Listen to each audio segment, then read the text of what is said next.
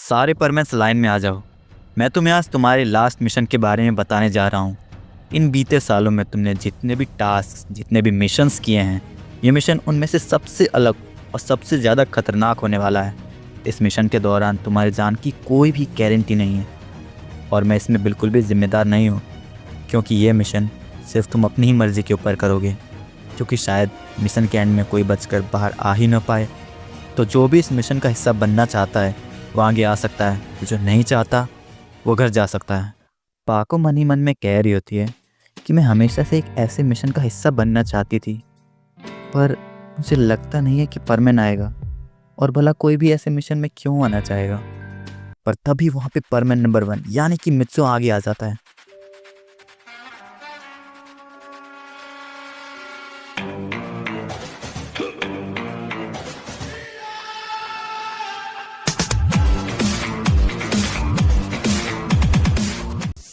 मित्सु की आंखों में एक अलग ही रोशनी थी और मित्सु को देखकर सब हैरान हो जाते हैं।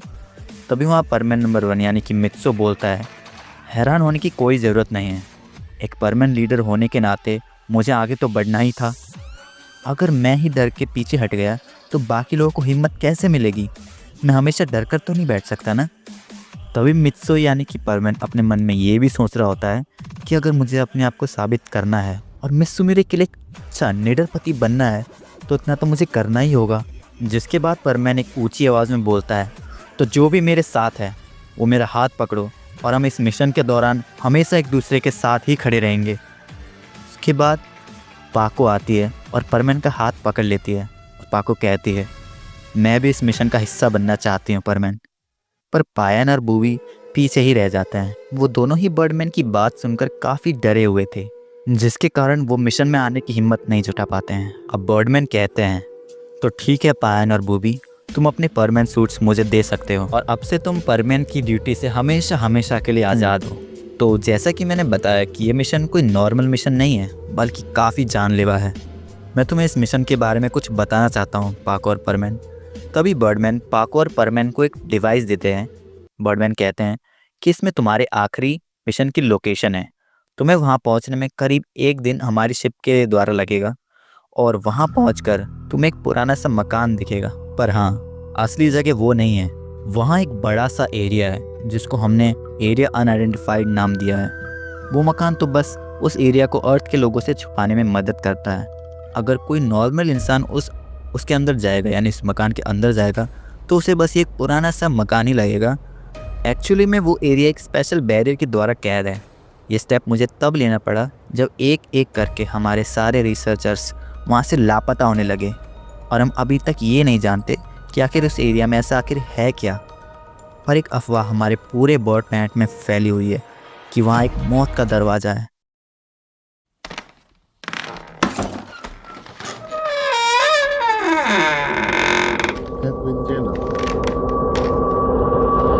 जिसके अंदर जो भी जाता है कभी वापस नहीं आता है। इस बात से मैं बिल्कुल भी डिसएग्री तो नहीं करूँगा, क्योंकि अभी तक हम वहाँ अपने लगभग 200 रिसर्चर्स और अपने लगभग 150 फाइटर्स को भेज चुके हैं। इस बात को 4 साल हो चुके हैं, पर उनमें से एक भी बंदा अभी तक लौट कर नहीं आया और ना तो हम उन्हें अभी तक ट्रैक कर पाए हैं। पर अच्छी बात यह है कि अभी तक हम उस एरिया को और अपनी आइडेंटिटी को अर्थ के लोगों से छुपाने में कामयाब तो हो पाए हैं, पर मुझे ये नहीं पता कि हम कब तक कर सकते हैं। और ये बैरियर अर्थ के लोगों को उस एरिया से अलग रखने के लिए ही बनाया गया था। और कहा तो ये भी जाता है कि वो सिर्फ एक लकड़ी का गेट नहीं, बल्कि अंधेरी दुनिया का एक रास्ता भी हो सकता है। और इस दरवाजे के बारे में हमारा जानना काफ़ी ज़्यादा इम्पॉर्टेंट है, क्योंकि हम ये नहीं जानते कि वहाँ आखिर कौन सी शक्ति का वास है। तो तुम दोनों का मिशन ये है कि तुम इस मकान के अंदर जाओगे और पता लगाओगे कि आखिर इस दरवाजे ने अपने अंदर आखिर कौन से ऐसे राज को दफन करके रखा है।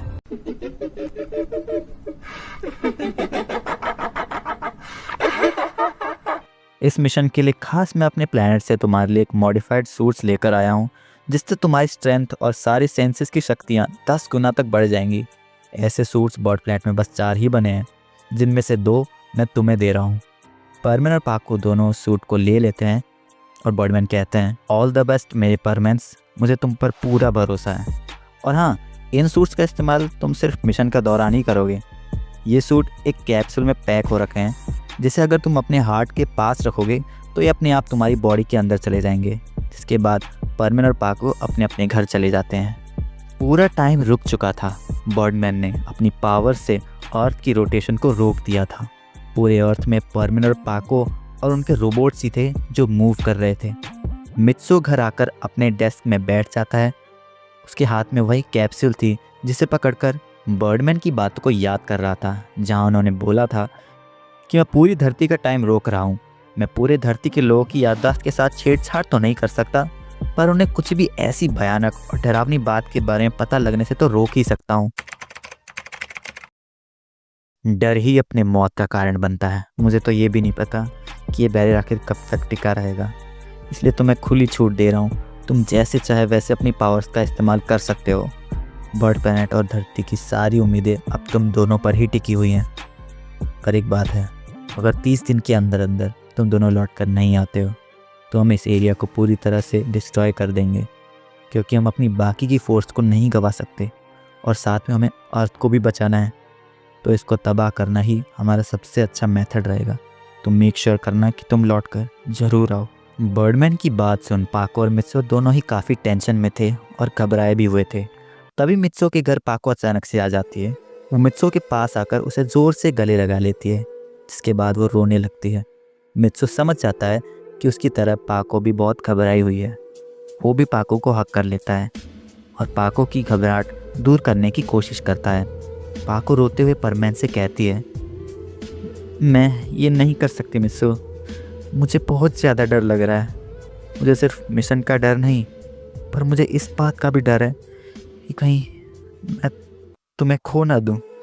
ये सुनकर मित्सो थोड़ा हैरान हो जाता है। मित्सो को कुछ भी समझ नहीं आ रहा होता, पर सिचुएशन को संभालने के लिए वो पाको के शोल्डर्स को प्यार से पकड़ लेता है और कहता है, देखो पाको, मैं यही हूँ और हम कुछ न कुछ सोच ही लेंगे, तुम चिंता मत करो।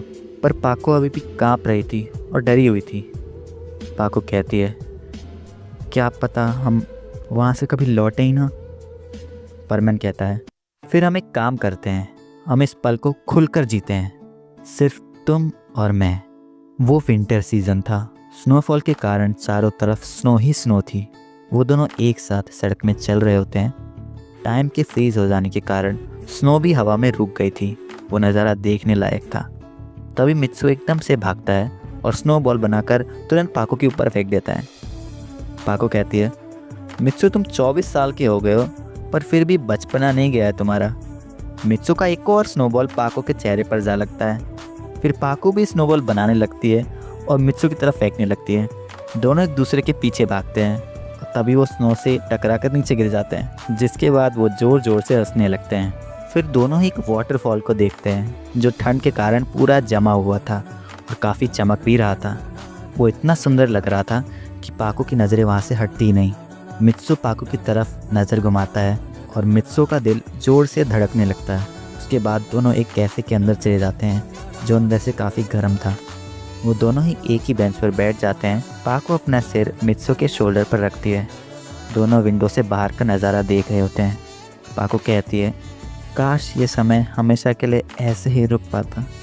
मित्सो को पाको की बात ढंग से सुनाई नहीं देती, पर जब वो पाको की तरफ देखता है तो पाको सो चुकी थी। मित्सो पाको की तरफ देखकर कहता है, यार ये कितनी क्यूट है, और सबसे ज़्यादा डेयरिंग भी यही है। जब पाको की आंखें खुलती हैं तो वो अपने आप को एक ऊंची चोटी के ऊपर पाती है। मित्सो पाको को उठता देख कहता है, ओह तुम उठ गई पाको, ये नज़ारा मैं हमेशा से देखना चाहता था, और हवा में रुकी स्नोफॉल के कारण ये नज़ारा और भी ज़्यादा सुंदर लग रहा है। पूरा आसमान हल्के पिंक और ऑरेंज कलर का दिख रहा है। वो दोनों एक साथ वहाँ बैठकर एक ही कंबल ओढ़कर नज़ारों का आनंद लेने लगते हैं। पाको मित्सो की तरफ देखती है और कहती है, मैं ये फीलिंग्स अपने अंदर बहुत टाइम से छुपाए बैठी थी। मुझे काफ़ी समय से तुम्हें ये बताना था मित्सो। मित्सो कहता है, तो बोलो। पाको कहती है, आई लव यू मित्सो। पाको थोड़ी डरी हुई थी क्योंकि उसे मित्सो का जवाब जानना था। मित्सो पाको की तरफ देखता है और प्यार से अपनी पाको के चिन को ऊपर करता है और अपने हाथों से पाको के आंसू पोंछता है। परमैन पाको की तरफ देखते हुए कहता है, पाको तुम काफ़ी हिम्मत वाली हो। मैंने आज एहसास किया कि तुम्हारे बिना मैं अपनी लाइफ को इमेजिन भी नहीं कर सकता। परमेंट पाको की तरफ अपना सर लाता है। पाको अपनी आंखें बंद कर लेती है और फिर